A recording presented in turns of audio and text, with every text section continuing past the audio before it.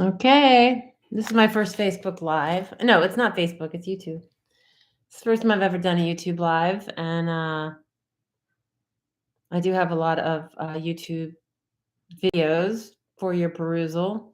I am completely not very good at self promoting, so I never say subscribe, and I don't have any like banners to go across. But let's get started talking about gaslighting. So, yeah, like I said, I have a book I wrote that is going to be published, and it is called The Daughtership, and it is a novel. And so I went through the novel. Somebody told me the book's not coming out till 2023, but somebody suggested that I'd make up my own Q&A for it. And so where I would just go through the book, the manuscript's right here. So I went through the book and I just wrote down my own Q&A for it, questions, and then I answer them myself because, it's my first novel. I don't have a lot of people lined up to interview me yet.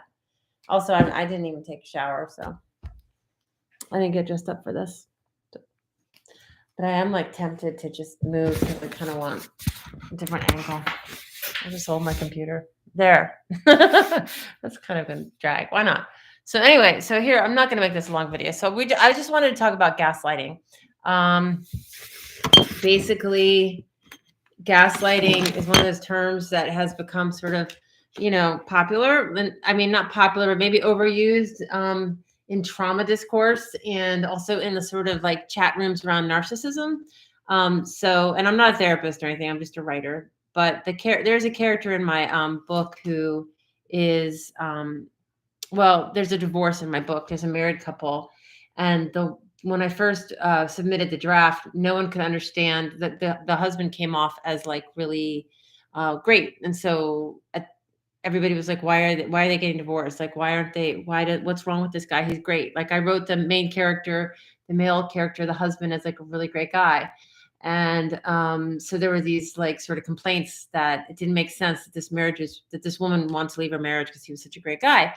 And I think that was really interesting. And I would also say that, it was kind of the opposite of the problem I had with my first novel, which I never published because everyone felt like the main character was so unlikable. And she was sort of based on me, which was kind of a bad feeling when you are trying to get a book published and people are telling you that the main character is very unlikable and her name is Teresa when your name is Elizabeth, but you made up the name, but it's the same, it's you.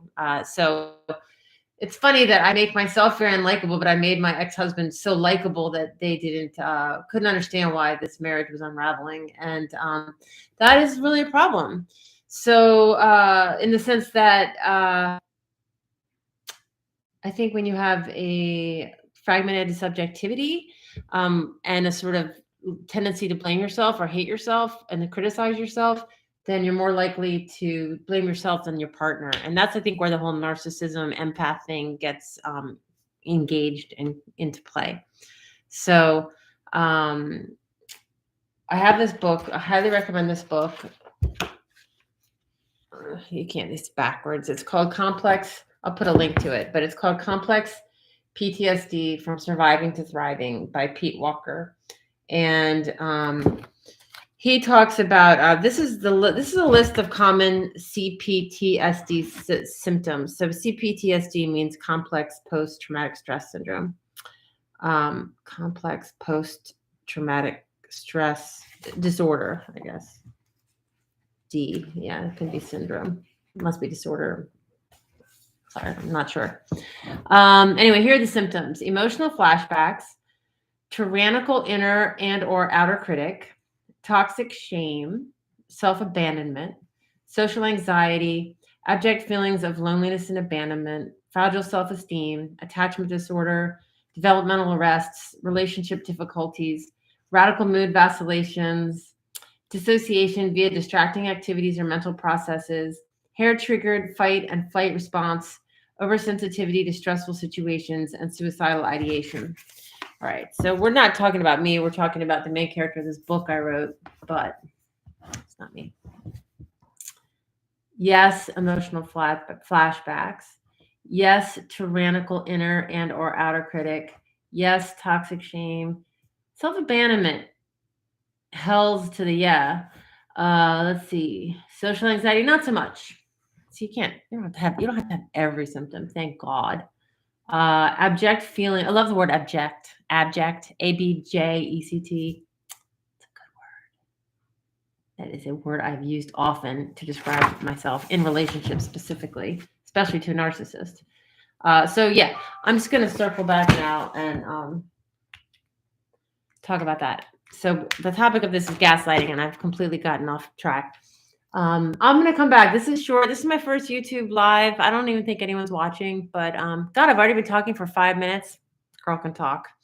So the thing about gaslighting is I'll just, you can Google, I don't have to define, I don't have to tell you everything about what it means because it's all over the internet. But it basically is when if you're in a relationship with someone and you have two different realities, like you have your reality and your partner has their reality, and then your partner, it becomes important to your partner for his or her reality to be the reality. And it could be intentional, it could be subconscious. And I think with my partner and me, it was subconscious, but there was like a kind of reality clash. And so when one partner or one person in a relationship tries to convince the other person that their reality is the true one and that your reality is not true, it, it predicates or kind of rests on the fact that you're crazy.